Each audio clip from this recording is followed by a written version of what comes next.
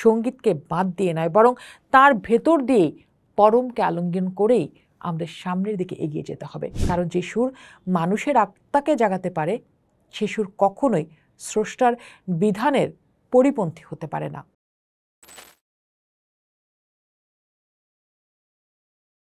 বাংলাদেশের স্কুলগুলোতে সঙ্গীত শিক্ষক নিয়োগ বন্ধের এক শ্রেণীর মানুষ যে আলোচনা জনপরিসরে অর্থাৎ সাধারণ আলাপ আলোচনার মধ্যে নিয়ে এসেছেন, তা আমাদের হঠাৎ করে মনে হলেও এই আলাপ আমরা কিন্তু আগেও দেখেছি। এর শেকড় সমাজের অনেক গভীরে। এটি কেবল প্রশাসনিক সিদ্ধান্ত বা পাঠ্যক্রমের বিতর্ক নয়, বরং এটি আমাদের শিল্প, সংস্কৃতি, ধর্মীয় ব্যাখ্যা এবং জাতীয় পরিচয়ের একটি জটিল ও সংবেদনশীল মোড়ে এসে দাঁড়ানোর সংকেত।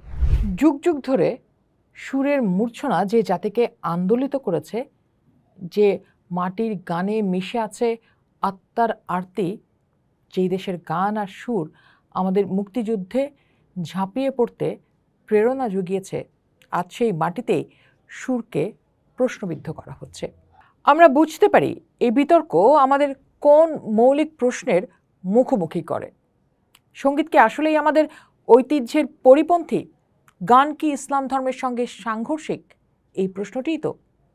নাকি গান মানব বিকাশের এক অপরিহার্য সোপান?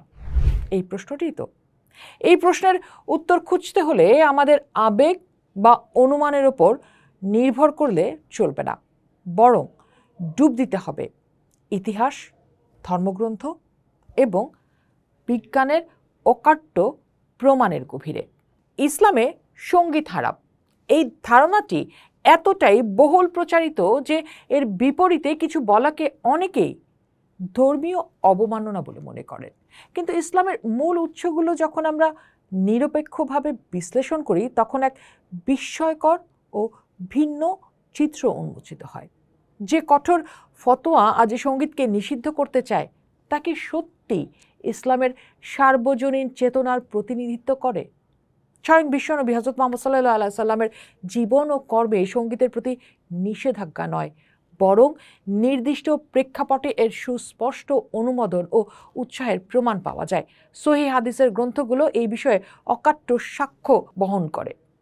বুখারী ও মুসলিম শরীফে বর্ণিত একটি প্রখ্যাত হাদিসে হযরত আয়েশা রাদিয়াল্লাহু আনহু বলেছিলেন, ঈদের দিনে তার ঘরে দুজন আনসার বালিকা দফ নামের বাদ্যযন্ত্র বাজিয়ে গান গাইছিল।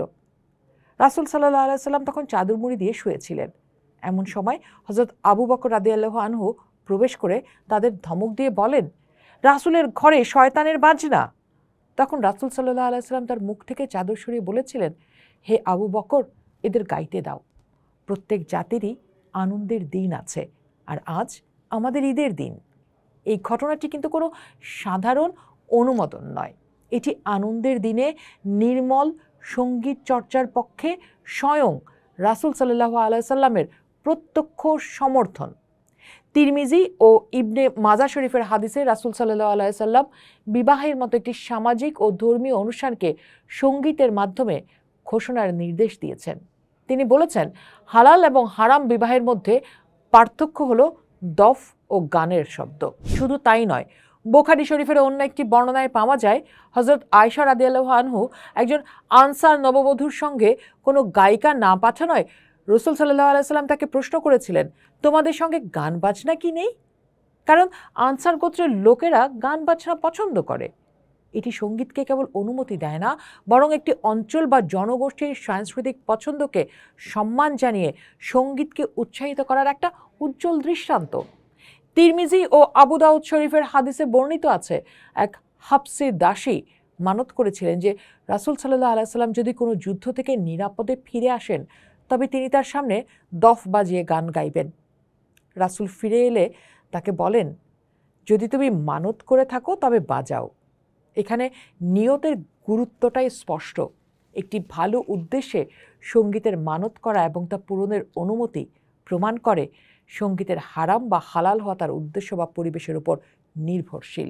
সুনান আন দারাকুতনি শরীফের বর্ণিত একটি হাদিসে দেখা যায়, শিরিন নামের এক যুবতী মেজবার নামক দফের চেয়ে কিছুটা ভিন্ন সেই বাদ্যযন্ত্র বাজিয়ে সাহাবাদের মাহফিলে ঘুরে ঘুরে গান করছিলেন।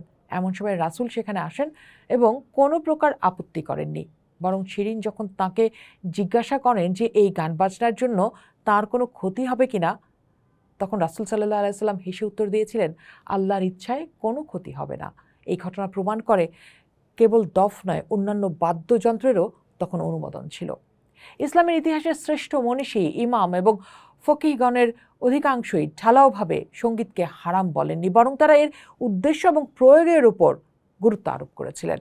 হানাফি মাযহাবের প্রামাণ্য গ্রন্থ শামিতে স্পষ্টভাবে বলা আছে, সকল কাজের ফলাফল নিয়তের উপর নির্ভর করে। যে ব্যক্তি হারাম উদ্দেশ্যে গান গায় তার সঙ্গীত হারাম, আর যে হালাল উদ্দেশ্যে গান গায় তার সঙ্গীত হালাল। ইসলামী দর্শনের স্তম্ভ ইমাম গাজ্জালী রাদিয়াল্লাহু আনহু এবং আধ্যাত্মিকতার কবি মাওলানা জালালউদ্দিন রুমি রাদিয়াল্লাহু আনহুর মতো মহাপুরুষেরা সঙ্গীতকে স্রষ্টার নৈকট্য লাভের একটি শক্তিশালী মাধ্যম হিসেবে দেখেছেন। তাদের সামা বা আধ্যাত্মিক সঙ্গীত শ্রবণ ও ভাব নৃত্য আজও বিশ্বজুড়ে মানুষকে অনুপ্রাণিত করে। মোদারেজুন নবুওত গ্রন্থে উল্লেখ রয়েছে, ইমাম বুখারী ও ইমাম শাফিঈর মতো মুহাদ্দিসদের শিক্ষক হযরত ইব্রাহিম ইবনে সাদ উদ তৎকালীন এক প্রকার উদ বাজিয়ে গান করতেন। এই সকল অকাট্য প্রমাণ থেকে এটি স্পষ্ট যে ইসলামী পরিভাষায় যে সঙ্গীত অশ্লীলতা, বেহায়াপনা ও স্রষ্টার স্মরণ থেকে মানুষকে গাফল করে, কেবল সেটি বর্জনীয়। কিন্তু যে সঙ্গীত মানুষের আত্মাকে পরিশুদ্ধ করে, যে সঙ্গীত মানুষকে নির্মল আনন্দ দেয়, মহৎ ভাব জাগিয়ে তোলে, তা কখনোই ইসলামের মূল চেতনার সঙ্গে সাংঘর্ষিক হতে পারে না। আমরা জানি ভারতীয় উপমহাদেশে ইসলামের প্রসার ঘটেছে মূলত পীর, আউলিয়া, সুফি সাধকদের হাত ধরে, যাদের আধ্যাত্মিক সাধনার একটি প্রধান মাধ্যমই ছিল সঙ্গীত। খাজা মঈনুদ্দিন চিশতি রাদিয়াল্লাহু আনহু থেকে শুরু করে শাহজালাল রাদিয়াল্লাহু আনহু এবং বাংলার মাটিতে লালন শাহী পর্যন্ত প্রত্যেকেই সঙ্গীতের মাধ্যমে স্রষ্টার প্রেম ও মানবতাবাদের বাণী প্রচার করেছেন। অন্যদিকে আধুনিক বিজ্ঞানও সঙ্গীতের অলৌকিক ক্ষমতাকে স্বীকৃতি দিয়েছে। আজকের সময়ে বিজ্ঞান বলছে, মানসিক চাপ, বিষণ্ণতা, উদ্বেগ ও অটিজমের মতো রোগের চিকিৎসা একটি স্বীকৃত পদ্ধতি হচ্ছে গান। সুর মানুষের মস্তিষ্কের তরঙ্গকে প্রভাবিত করে, মনকে শান্ত এবং মনোযোগী করে তোলে। বিজ্ঞানের এই আলাপটাই ধর্মীয় আধ্যাত্মিকতায় অন্যভাবে দেখতে পাই। সঙ্গীতের তাল ও লয় স্কেলের মধ্যে লুকিয়ে আছে গভীর গাণিতিক বিন্যাস। সঙ্গীত চর্চার শিশুদের মনোযোগ, সৃজনশীলতা, সমস্যা সমাধানের দক্ষতা ও গাণিতিক যুক্তি বোঝার ক্ষমতাকে বহুগুণ বাড়িয়ে দেয়। এই দীর্ঘ আলোচনার পর আমরা যদি মূল প্রশ্নে ফিরে যাই, শুরুতেই যা বলছিলাম, স্কুল থেকে সঙ্গীত শিক্ষক নিয়োগ বন্ধের দাবির নামে সঙ্গীতকে নির্বাসনে পাঠানোর চেষ্টায় চূড়ান্ত ক্ষতিটা কার হচ্ছে? উত্তরটি অত্যন্ত পরিষ্কার এবং উদ্বেগজনক। প্রথম এবং সবচেয়ে বড় ক্ষতিটা হচ্ছে আমাদের শিশুদের। আমরা তাদের একটি আনন্দময় ও সৃজনশীল শৈশব থেকে বঞ্চিত করছি। তাদের মানসিক ও আবেগিক বিকাশের পথে এক দুর্ভেদ্য প্রাচীর তুলে দিচ্ছি, যা একটি সংবেদনশীল ও পরিপূর্ণ মানুষ হিসেবে তাদের গড়ে ওঠার পথে প্রধান অন্তরায়। আর দ্বিতীয় ক্ষতিটি হচ্ছে আমাদের হাজার বছরের সংস্কৃতির। লোকগান, লালন গীতি, রবীন্দ্রসঙ্গীত, নজরুল গীতি আমাদের জাতীয় পরিচয়ের অবিচ্ছেদ্য অংশ। এই চর্চা বন্ধ করার অর্থ হলো আমাদের শেকড়কে অস্বীকার করা, আমাদের আত্মপরিচয়কে মুছে ফেলার একটা আত্মঘাতী প্রচেষ্টা চালানো। সর্বশেষ এবং সবচেয়ে ভয়াবহ ক্ষতিটি হচ্ছে আমাদের সমাজের। শিল্প সাহিত্যহীন একটি সমাজ শ্বাসরুদ্ধকর, অসহিষ্ণু ও উগ্র হতে বাধ্য। যে সমাজে সুরের বদলে কর্কশ মতবাদ স্থান পায়, সেখানে মননশীলতার বিকাশ রুদ্ধ হয়ে যায়, মানবিকতার সমাধি রচিত হয়। সুতরাং এই বিতর্ক কেবল একটি পাঠ্যসূচির বিষয় নয়, কিন্তু এটি আমাদের আত্মপরিচয়, আমাদের ইতিহাস, আমাদের ভবিষ্যৎ প্রজন্মের আত্মাকে বাঁচিয়ে রাখার প্রশ্ন। একটি আলোকিত, সহনশীল ও মানবিক বাংলাদেশ গড়তে চাইলে সঙ্গীতকে বাদ দিয়ে নয়, বরং তার ভেতর দিয়েই পরমকে আলিঙ্গন করেই আমাদের সামনের দিকে এগিয়ে যেতে হবে। কারণ যে সুর মানুষের আত্মাকে জাগাতে পারে, সে সুর কখনোই স্রষ্টার বিধানের পরিপন্থী হতে পারে না। পোস্ট দেখুন, ভাবুন, করুন, পোস্টের সাথেই থাকুন।